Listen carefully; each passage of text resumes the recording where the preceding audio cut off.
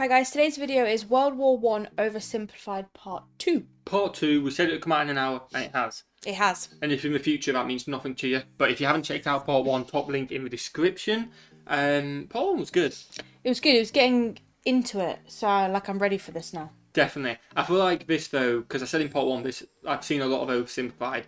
It's always Oversimplified, that is the channel's name. This is extremely oversimplified. Yeah, this is I could show this to my 4-year-old niece. It's just maybe not quick. that. Maybe not. I just meant not in terms of brutality. I just meant it's so compact. No, and also, but it's not like everything shoved into 7 minutes, and you're left at the end thinking, "What have I just watched?" Yeah, it's definitely learning. In basic terms for people that for quick learning. Pretty much, it really is basic. World War II, I think they were 15, 16 minute long an episode. These are 6 or 7 minutes long an episode. So you're losing out half an episode pretty much each time. Sounds like we're sponsored for them, but we're not. It is, well, no, it's one of that. I don't know whether that's a good thing or not. I'm not saying it's a great thing. I'm saying this does. I feel like a lot has been skipped out. It's good for just getting it and processing it. Yeah. I don't know if that is a good thing or not. I'm not trying to big it up. I think it's good. I think it's personal. Definitely. Because for me, this kind of video is better because I actually retain what I'm listening to. Because it's not too much. That makes sense. Let us know what you guys think in the comments Some below. people might want more information. Definitely. Because I think it does brush over some things completely. And you guys in the comments, that's why you guys are here. You're going to fill us in. So please fill us in with anything what's missed. Smash the like button, smash the subscribe. Are you ready to get into it? Yes. World War One, Oversimplified Part 2 is what we got. With both sides stuck in a hard stalemate, they knew this war wasn't going to be about taking territory, but about simply wearing each other down. The Allies had plenty of men to expend from its overseas dominions, and the British also started a naval blockade, so Germany couldn't import stuff, like food. Neither side really wanted a long, grueling war though, so they both thought of ways to break the deadlock on the Western Front. Idea number 1, new frontiers. When the war first broke out, Australia was quick to take German New Guinea. The Allies also quickly jumped on Germany's colonies in Africa, and particularly in German East Africa, locals were enlisted as soldiers and carriers by both sides, leading to a tragic loss of life for the native Africans. No, that's not good. Some new combatants entered the war as well. Again, maybe it's just me being stupid. I didn't know Germany had a massive presence in Africa. I didn't. Until now. Where were you? The Allies' new friends were Italy and Japan. Japan was busy building itself an empire, so it was more than happy to take away German islands and colonies in East Asia. Italy actually had an alliance with Germany and Austria-Hungary before the war, but after some tense relations, and then the Allies promising to give them some of Austria-Hungary's stuff, they switched sides. Italy opened up a front in the mountains here, but like everyone else, they were stuck in stalemate. This is really quiet, this video, isn't it? It is just quiet. Okay, so we've got everything on full volume, so if we're a lot louder, I do apologise. Just don't come at us, it's a video. For most of the war. The Central Powers' new friend was a struggling empire in the Middle East. The Ottomans... The Ottoman were divided on whether to actually join the war or not, since they had been exhausted by the recent Balkan wars. Some of the politicians who did want to join went off on their own and fired some shells at Russia, and then came back and said, whoops, looks like we're at war now. The Ottoman entry into the war was of particular concern to the British, since the Middle East was full of oil, and Britain wanted all of that oil. First, the Ottomans tried to attack Russia in the Caucasus Mountains, but they weren't prepared for the cold, and many of them froze to death. Then they crossed miles of desert to take the Suez Canal from the British. Okay, but that failed too. Important. Then the Allies tried to take the Dardanelles at Gallipoli in a long and hard trench warfare campaign, but that also failed.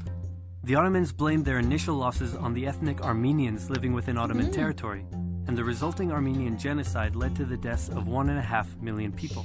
Then the Germans sent spies into Afghanistan to try to convince the Arab tribes there to rise up in jihad against the British and attack India. But that plan failed, partly because the spies got bored, brewed their own alcohol, and got drunk, which is a bad thing to do in Afghanistan. Wow. All these new frontiers hadn't done much to change the war. Aware that the Allies had more men and supplies than them, the Germans knew they had to do something to break the stalemate. Before the war, there was a big conference that set out the rules of modern warfare. No chemical weapons, no killing civilians. Basically, don't be jerks. Okay. The Germans held a meeting and decided to be jerks.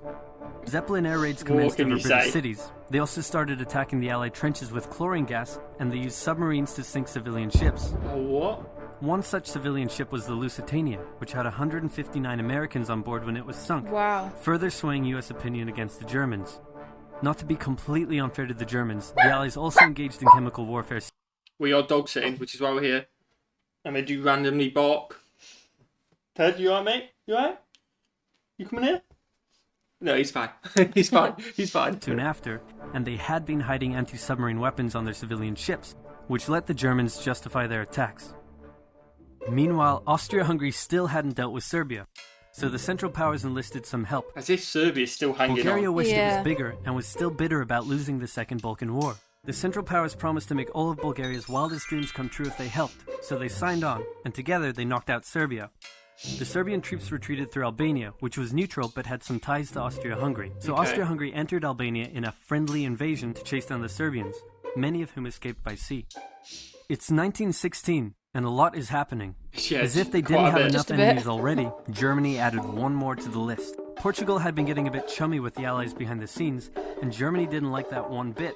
Around the same time, the only sea battle of the war happened. Both sides had a new powerful class of battleships called dreadnoughts, but they were so expensive to build that neither side wanted to risk losing them in a battle. So they What's kept the them point in in port, having them? except for one time when they had a big fight and a bunch of them got damaged, so they didn't try that again. Wow. The UK started conscripting men to the army, so they had plenty of reserves, which is just as well because the Western Front was about to get brutal.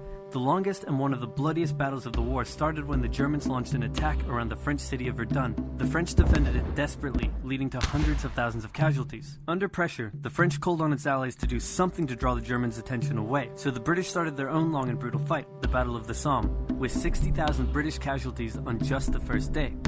It was also here that 60,000 the in British one day. first A used lot of one people. crazy brand new piece of sci-fi technology.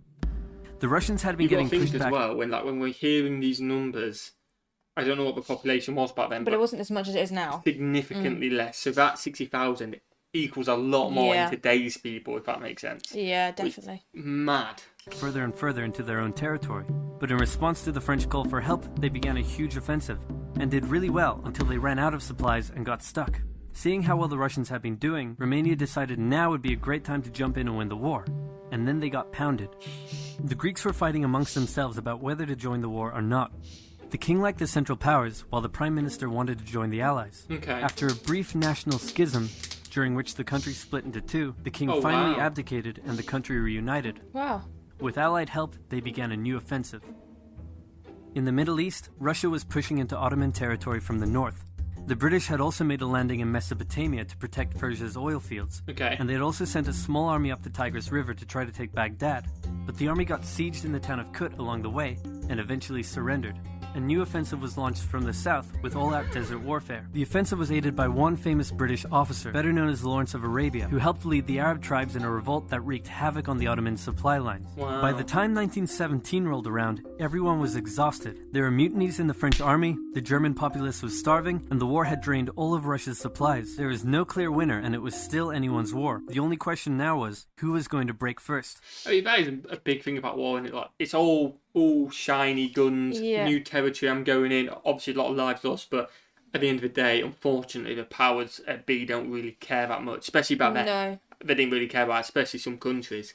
But then, after years, it must be like, oh, It come must be. on. Yeah. Do you know what I mean? Everybody's getting negatives at that point, aren't they? Yeah. There's no positive anywhere. No. I think I'd be first to break. You'd just be done, wouldn't you? Yeah.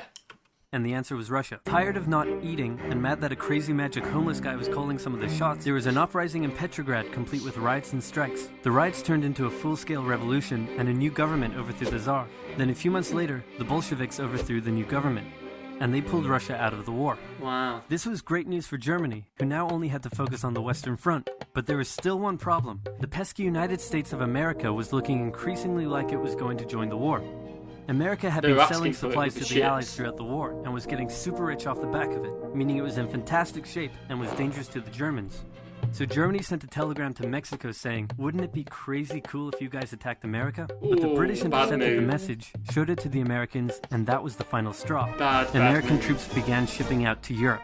This was terrible news for Here they Germany, come. and they knew their only hope now was to force France and the UK to surrender before the fresh American troops arrived. It was now or never, so they started one final attack. They converged their troops and hit hard at the Somme and pushed the Allies back. They hit a Okay. second time further north, then again and again. With each hit, the Germans were spending more and more resources, while the Allies were getting better and better at repelling their attacks. By the fifth punch, the Allies held the line and even pushed back. With The American USA troops came to now save arriving the in day. larger Here they are. numbers, the Allies launched a counterattack, and that was it. The Central Powers were being pushed back on all fronts. Bulgaria collapsed first, followed by the Ottoman Empire, then Austria-Hungary, and finally on November 11th, 1918, at 11 o'clock, Germany surrendered. At the peace treaty, Germany was forced to reduce its military, accept war guilt, and pay the bill for the war. After indescribable suffering and millions dead, 17 the world million. learnt its lesson and never had such an awful war again. For about 20 years. Yeah, it didn't last long, did it? No. That's why we have a Remembrance Day. Poppy Day. On the 11th of November. Yes, there we go. That is the history behind that. Which is also a very important thing as well. Raises money, doesn't it? And stuff like that, which is awesome. That was good. It was good, interesting. Definitely stuff which I didn't know about. America coming in and saving the day pretty much again. As always, like World War II as well. I just don't get why World War II they didn't learn not to mess with America, because they've come in, bolstered. They sorted out World War One. Yeah, then... I know it wasn't all America, but they'd come in at the right time and helped out. You know what I mean? There's obviously been a lot of foundation and groundwork put in before then, but they were the finishing touches. But they still managed to mess with them. And then World War II, Japan's like, yeah, let's get them involved, let's attack them. It's like, really? Do you know what I mean? It's long. Smash that over if you enjoy, guys. Smash and subscribe. And I'm sure so many things were overtaking that. It's a 7-minute video at the end of the day, and it was 6-minute part 1. Please let us know what you want us to know in the comments below. We will be checking them. And what should we do? Have a fantastic day. And we'll see you, legends, in the next one. Peace.